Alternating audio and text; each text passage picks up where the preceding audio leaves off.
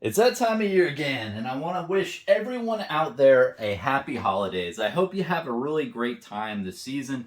Whatever you're celebrating, man, I hope you have a really good time. And I just wanted to take an opportunity to say, hey, thanks so much for watching my channel.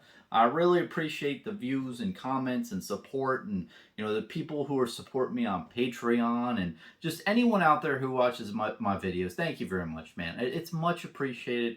I'm just a regular guy in a room, and I like to just talk about the game I love. And it's really cool to see people who enjoy this type of thing and watching my ass, recording videos. So I have a really interesting topic here today about darkness and light and how it relates to flesh and blood, but also how it relates to the holiday season.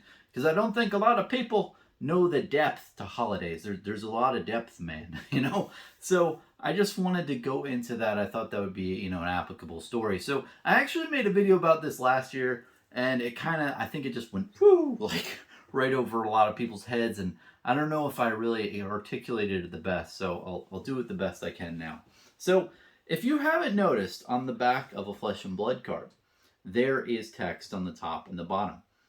And you might say, well, what are you talking about, Bronson? Yeah, I'll zoom in a little bit. It's up here and down here. So there are a bunch of different verbiages of scripts, I will call them, in other hidden languages in Flesh and Blood. Now, the two on this card, or on any of the back of the Flesh and Blood card, on the top it's the Solana language, and on the bottom it is Demonistry language. Now, there's a video, I'll put the link down below, to Kale from Dead Summer Art, and he talks about a bunch of different scripts and stuff. I thought it was a really well done video. Please check him out. Honestly, his channel really got me into the lore and the feel of Flesh and Blood for the storyline that's being had. So please check him out. But essentially, on the very top, or let me start with the bottom, it says darkness is the canvas of the universe, and then at the top it says light is the brushstroke of creation. So there's a really cool script. I had a lot of fun figuring that out way back in 2021.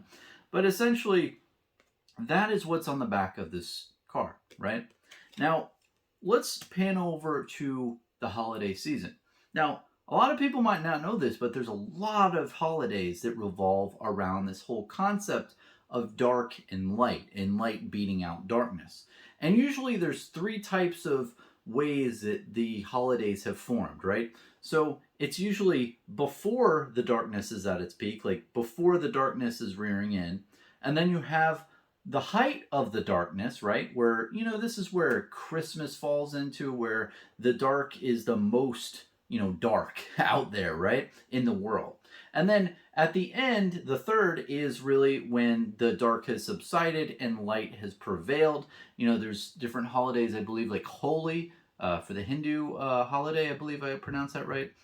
And you have a bunch of other holidays as well around that, around all three of these timelines that really revolve around darkness. And this is really applicable to everything in the North Hemisphere of different holidays, because we all have, the dark period at certain times because the Earth revolves around the sun in the elliptical format, you know what I mean? So it's dark more in certain areas of the season versus others. Now, what's interesting about this is that really the darkness, right, is what makes the holiday. If there was no darkness or more darkness throughout the season, there really wouldn't be a reason to celebrate around it. It's really like a chicken and egg scenario here. It's not like the holiday came and then okay, the darkness came. No, it's like there's this dark thing that happened out there in the world where it got darker in certain periods of time, and then holidays were based upon it,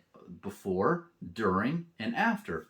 And what I think we tend to forget as human beings is, let's reverse time like 8,000 years ago, and you put my ass in the middle of nowhere in the United States or anywhere in the northern hemisphere. When it gets dark, it is scary.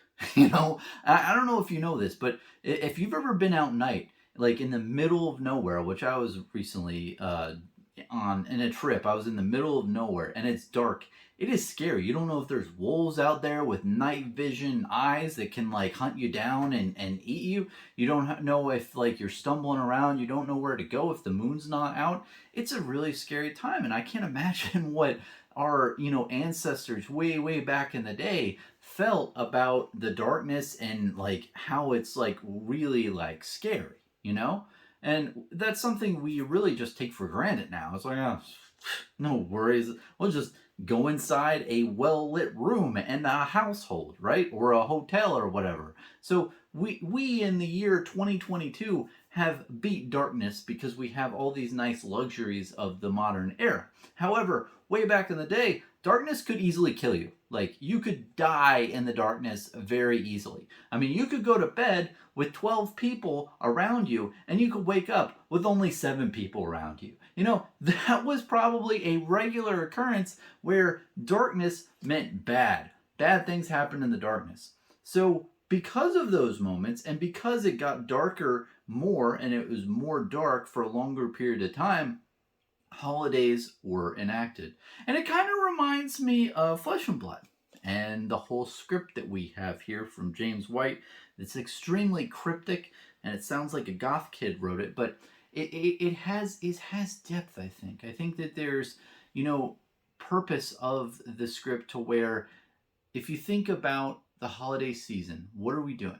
What is everyone doing around the holidays? Is we're coming together. Aren't we? We're coming together with these parties and these things, and it's all about the season of building a community and all of us coming together to face this darkness together as a whole group. And they probably did that back in the day, but the whole point is, if that's really the whole the cause and effect relationship between, okay, there's the darkness and then people coming together, which is like the light. It kind of reminded me of the back of the Flesh and Blood card.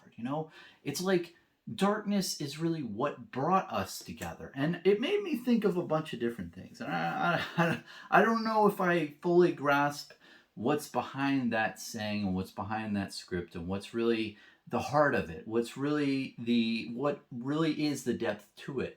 But I've just been thinking a lot about it this holiday season, especially because of like the holidays and darkness around the holidays and light and dark, the whole theme of Flesh and Blood. It's a very interesting concept to me, and I think that not a lot of people out there in the Flesh and Blood community are going down deep ass rabbit holes like this. They're probably playing the game and enjoying the game and not really I don't know, thinking crazy shit. But anyway, long story short, it just makes you think, like, is the dark and light for Flesh and Blood, is it really a metaphor for something? Was there some darkness that came in and like Flesh and Blood is the light of creation or something? Like maybe the industry overall was corrupted and Flesh and Blood is kind of like the light of creation or something. It really makes you think of maybe that's, but maybe that's a little off key. Maybe it's just more of like, okay, light and dark, that's a pretty cool theme. And if you build a trading card game around it, and you have the concept of people coming together, and that is one aspect of it. And I don't know. All I know, case in point, is that no matter what holiday you celebrate, there are a lot of holidays out there, including Christmas and a good amount that have origins around darkness. And when I talk about darkness, I mean it is darker for a longer period of time during the day. And if you've noticed, with the outside, it's like basically dark maybe for 14 hours instead of 10 hours a day, right? There's more darkness in a day than there are of other days, and this would be very apparent to people who were outside for all of their lives back in the 1000 BC and all that stuff. So they formed these holidays of coming together to really just signify, hey, like, we're gonna beat this dark period of time, and it's a good reason to celebrate and have a good time.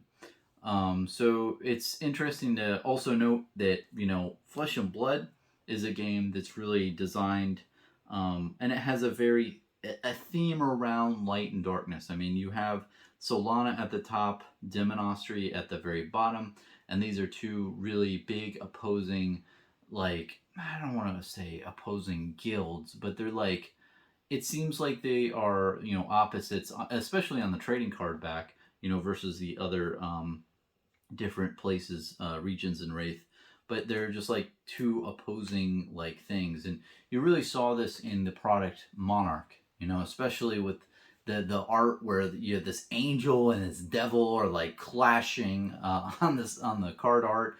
You had this angels versus demons type of vibe, and it wasn't angels demons, but it was more of like dark and lightness, clash. And yeah, it's just cool to see. Or it's cool to think about like really what the purpose of that is, and if there's any hidden depth behind it, because all I know is that if I'm at a trading card game and I made two separate languages and I put it on the back of every single damn of my card, it probably made something. So anyway, let me know what you think. If you think that there's any depth to this, or if there's another interpretation that I'm not seeing, I'm really curious to think, what are your opinions, man? I'm just a normal guy. But anyway, that really wraps it up for this video. And I just want to say again, at the very end, if you're still listening to me, thanks so much, man.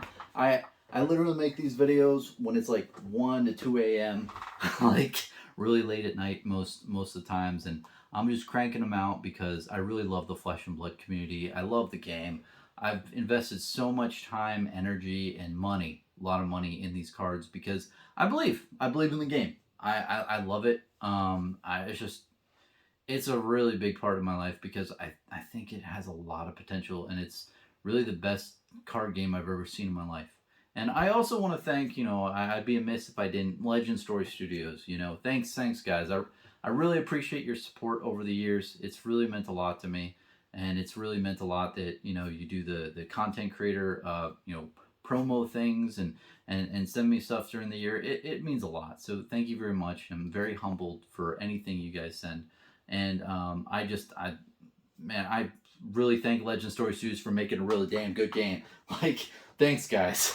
Like, it's tough when, a game only has like 3 sets out, and you're like, okay, it's really great now, but, what's up with the longevity? But, man, Legend Story Studios is just killing it with these products. Like, we're on product 8, and it's just like, these things just keep getting better and better.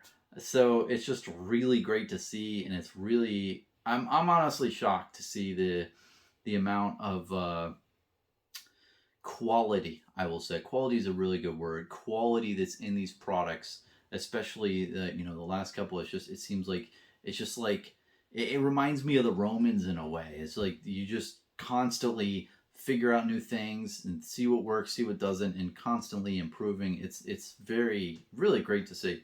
So yeah, and yeah, again, thanks everyone for watching. Really appreciate you taking the time to watch, and I really hope you have a great holiday season. There's a lot of really great things out there, and I know that YouTube probably doesn't reflect the most homey and like nice things. It's a lot of clickbait, anger stuff. But it's good to just chill and relax and have a nice time during the holiday season. So cheers, man. Have a good one.